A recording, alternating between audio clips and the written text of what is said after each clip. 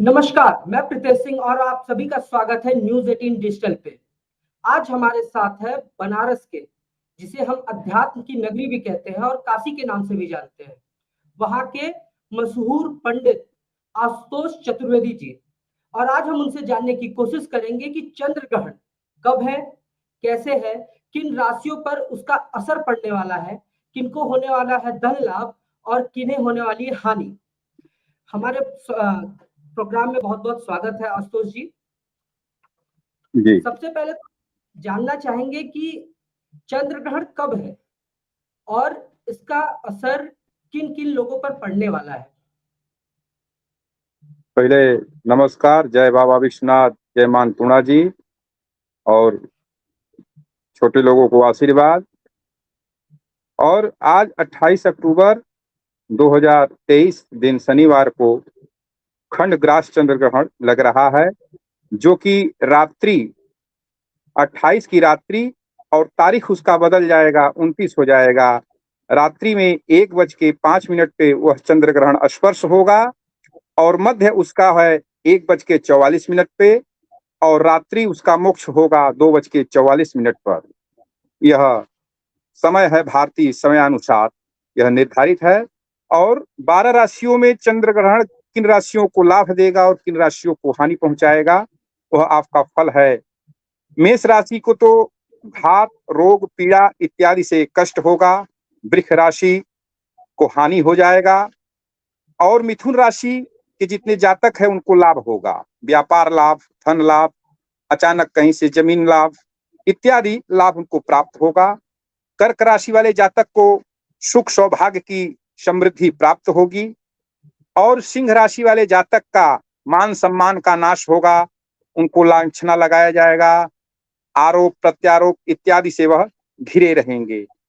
सबसे कष्टदायक जो है कन्या राशि है, जो कि मृत्यु तुल्य कष्ट उनको इस ग्रहण पर लगने वाला है। वह शरीर से रोग व्याधि से ग्रसित रहेंगे, जो कि उनको 1 माह तक कष्ट का यह झेलना पड़ेगा। और तुला राशि के जातक को स्त्री पीड़ा होगा, उनकी स्त्रियों को कष्ट होगा, जिससे वह परेशान रहेंगे। वृश्चिक राशि वाले जातक को सुख सौभाग्य की प्राप्ति होगी। और धनु राशि वाले जातक को चिंता इत्यादि मानसिक क्लेश बना रहेगा। और मकर राशि के जातक जितने हैं उनको व्यथा, अन्यथा इत्यादि में समय व्यतीत करना पड़ेगा। और आज के ग्रहण में जो है कुंभ राशि वाले जितने जातक हैं उनको लक्ष्मी की प्राप्ति होगी, श्री की प्राप्ति होगी। और मीन राशि वाले जातक जो हैं उनको क्षति होगा, कोई भी कार्य करेंगे उनको नुकसान होना निश्चित है। तो मेष, वृष, सिंह, कन्या, तुला, धनु, मकर, मीन इन राशियों को कष्ट होगा, अन्य राशियों में सुख समृद्धि का सौभाग्य प्राप्त होगा। तो जिन राशियों को कष्ट होगा उनके निदान के लिए 29 तारीख को प्रातः स्नान ध्यान करके स्वर्ण निर्मित सर्प लेकर के कांसे के बर्तन में तिल, वस्त्र एवं दक्षिणा के साथ ब्राह्मण को दान करें, तो इस ग्रहण से उनको मुक्ति मिल सकती है। अन्यथा सामर्थ्यता नहीं है कि हम सोने का सर्प बनवा सकें, तो इसके अलावा जो है, जो चंद्रमा का बिंब है उसका ग्रह चांदी का बनवा करके और जनित ग्रह निवारण हेतु वह मंदिर में दान करें, जिससे कि दुष्ट ग्रह शांत हो जाएंगे और उन्हें इस ग्रहण का दोष नहीं लगेगा। इत्यादि करने से सुख सौभाग्य की प्राप्ति होती है। जी क्या गुरुजी ऐसा भी कोई उपाय है जिससे अब मान लीजिए कोई बड़ा है वो तो सोने का दान कर सकता है, बट जो जी गरीब है, इसे करने जी में जो काम करने में असक्षम है, क्या वो भी ये कर जी। पाएगा या कोई और तरीका उसके हाँ हाँ, लिए है जैसे कोई? जी जी जी। वह प्रातः मंदिर में जा करके चावल को रख करके काष्ठ पर, छोटी चौकी पर रख करके सफेद वस्त्र को बिछा करके चंद्रमा की आकृति चावल से बनाए और वहां पे भगवान शिव के मंदिर में यह उपाय करने से वह योग जो है स्वर्ण के बराबर हो जाता है, वो भी उसका मान्य हो जाएगा। जी, तो गुरुजी एक सवाल और है जो काफ़ी लोग शहरों में रहते हैं जो मंदिरों से दूर है या फिर ऑफ़िस में बिज़ी हैं जिनका या ट्रैवलिंग कर रहे हैं यहाँ से वहाँ एक जगह से दूसरे जगह जा रहे हैं।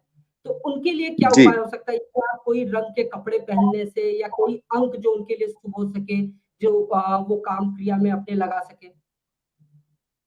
जो इत्यादि अगर मंदिर से दूर हैं, ऑफिस में हैं, वह कार्य नहीं कर सकते हैं, तो बैठे-बैठे ही अपने मन में महामृत्युंजय का जप करें, जिससे कि वह कल्याणकारी होगा। यदि हम मंदिर जाने में सक्षम हैं, तो भगवान शिव का ध्यान करके मन ही मन महामृत्युंजय का जप किया जाए, तो यह हमारा कष्ट जो है निवारण हो जाएगा। क्योंकि मानस में भी आया है कि मंत्र जाप दृढ़ कर विश्वासा। अगर हमारे अंदर विश्वास है, तो वह मंत्र जो है जपने से हमको लाभ होगा। जी। एक सवाल और है गुरुजी, आजकल विश्व में काफ़ी उठापटक है, तो क्या सूर्य ग्रहण और चंद्र ग्रहण एक ही माह में पड़ने से क्या भारत में भी इसका कुछ असर आएगा जिससे कुछ उठापटक देखने को मिल सकती है? एक माह में खास सूर्य ग्रहण और चंद्र ग्रहण पड़ने से विश्व में काफी उथल-पुथल होगा, राजनीतिक तौर पे भी उथल-पुथल देखा जाएगा, संभवतः युद्ध की संभावनाएं विश्व में बनी रहेंगी। यह कष्टकारी योग जो है। जी। गुरुजी कल एक क्रिकेट मैच है, जहाँ तक मैं आपको जानता हूँ, आप भी क्रिकेट के बड़े शौकीन रहे हैं। तो कुछ कल जो भारत का मैच होने वाला है, क्या उसका उस पर भी कोई चंद्र ग्रहण का असर पड़ने वाला है? अच्छा, तो सर मैं आपसे एक अंक पूछना चाहता हूँ, कृपया वो आप हमें बताएँगे? जी, बिल्कुल, बिल्कुल, पूछिए ना। तो 1 से लेकर के 9 के बीच में एक गिनती आप हमको बताइए। 5। 5। तो जी, देखिए मैं तो ब्रह्मा हूँ नहीं, मगर मैं यह उद्घोषणा करता हूँ कि कल का मैच जो है कि भारत ही जीतेगा। तो मतलब आप ये कह रहे हैं कि कल का मैच भारत ही जीतने वाला है। जी। चंद्र ग्रहण आपके का अंक पूर्ण प्रभाव। अनुसार जी, आपके अंक के अनुसार मैंने बताया है कि कल का मैच जो है भारत ही जीतेगा। तो मतलब चंद्र ग्रहण का पूर्ण फ़ायदा भारत को अपने क्रिकेट मैच में मिलने वाला है। जी, जी, जी। तो क्या गुरुजी जैसे कई राशियों के साथ ऐसा होता है कि उनके में धन लाभ तो होता है, जैसे आपने बताया अभी जी, कुंभ राशि के लिए। लेकिन क्या जी। उसके साथ-साथ उन्हें किसी बचाव की भी ज़रूरत है? नहीं, जैसे कि धन अकस्मात मिलने का है, जैसे कि व्यापार से धन आ जाए, जी, अकस्मात उनकी सैलरी बढ़ जाए, कहीं लॉटरी लग जाए, जी, कहीं बीमा से धन आ जाए, यह धन लाभ होता है। बचाव के लिए उनको जो है भगवान विष्णु का आराधना करना चाहिए, जी, जिससे कि वह धन हमारा सुरक्षित रह सके। चूंकि जी, धन आने पर व्यक्ति का बुद्धि विवेक पहले ही विलुप्त हो जाता है, नष्ट हो जाता है, जिससे कि धन के मद में व्यक्ति अनैतिकता कार्य को करने के लिए तत्पर हो जाता है। तो उस धन के बचाव के लिए भगवान नारायण हरि का जप करें, स्मरण करें, पूजन करें, वह धन संचित रहेगा। जी। गुरुजी जैसे कि बहुत सारे राशियों के साथ ये भी है कि वो एक तरफ पक्ष तो देखते हैं कि उनको लाभ हो रहा है या हानि हो रही है, लेकिन दूसरे पक्ष पे वो खो जाते हैं। जैसे कि अब चंद्र ग्रहण के वक़्त क्या करना है, क्या नहीं करना है। जैसे हमारे वक़्त जी, में हमारी माताजी हमें बताती थी कि उस वक़्त खाना नहीं होता, पीना नहीं होता, सो नहीं सकते। अब रात्रि जी। का ऐसा वक़्त है कि बहुत सारे लोग सो लेंगे या बुजुर्ग हैं वो सोएँगे, तो इससे बचाव के क्या तरीके या क्या नहीं करने से इससे बचा जा सकता है? इसमें कहा गया है, शास्त्र में आया है कि बालक, वृद्ध और रोगी के लिए इसमें कोई परिहार नहीं है। रोगी को जी, दवा देना है, तो कभी भी हम दवा ग्रहण में भी दवा दे सकते हैं। बालक को अगर दूध पिलाना है, तो हम ग्रहण लगे या न लगे, उसको दूध की आवश्यकता है, तो दूध दे सकते हैं। जी, और वृद्धावस्था, जिसको जीर्णादि अवस्था, जिसका अंतिम चरण चल रहा है, उसको भूख प्यास लग रही है, तो उसके लिए भी हम ग्रहण नहीं देखेंगे, सारा व्यवधान, सारा भोजन पानी इत्यादि उनको हम करा सकते हैं। जी, तुलसी पत्र डाल करके सारा वस्तु हम खिला पिला सकते हैं, उसमें कोई दोष उसका नहीं होगा। कहा गया है कि जीवे रक्षा सुरापानम, जीव की रक्षा करने के लिए सुरा भी अगर पीना पड़े तो वो भी हम पी सकते हैं। इसलिए बालक, वृद्ध और रोगी के लिए कोई परिहार नहीं है, कोई दोष नहीं लगता है। हाँ, अन्य लोगों के लिए, जो युवा अवस्था है, जो जागृत अवस्था में रह रहे हैं, जो पुरुषार्थ जिनके अंदर है, वह इसका मान करेंगे, उसका उनको लाभ होगा। ग्रहण में सोना नहीं चाहिए। हमें बैठ करके भगवान का कोई मंत्र का जाप करने से हमारा कल्याण ही होगा। यह करने से हमें फायदा हो गया। कहा भी गया है कि जो सोवत है सो खोवत है, जो जागत है सो पावत है। जो इस ग्रहण काल में जागेगा वह सुख समृद्धि ऐश्वर्य प्राप्त करेगा, और जो सोएगा वह सब सुख समृद्धि ऐश्वर्य को खो देगा। जी गुरु जी, एक आखिरी सवाल आपसे। जैसे जी कि चंद्र ग्रहण खत्म होता है तो उसके जी बाद हर राशि को या हर इंसान को क्या करना चाहिए जिससे उसका जो सूतक काल है, जो आप बताते हैं कि इससे कुछ असर आता है हर इंसान पर, हर व्यक्ति पर, उसका असर जी खत्म हो सके। जी सूतक काल ग्रहण से 8 घंटा पूर्व लग जाएगा। जी तो उस सूतक काल में हमें भोजन बनाना निषेध है, भोजन नहीं बनाना चाहिए। आवश्यकता है तो तुलसी पत्र डाल करके जल को ग्रहण कर सकते हैं, जीव की रक्षा करने के लिए। ग्रहण खत्म हो जा रहा है तो उसके बाद विधान गंगा स्नान का है। गंगा स्नान नहीं है तो घर पर ही थोड़ा गंगा जल में डाल करके माँ गंगा का, माँ भगवती का स्मरण करके हम स्नान करें।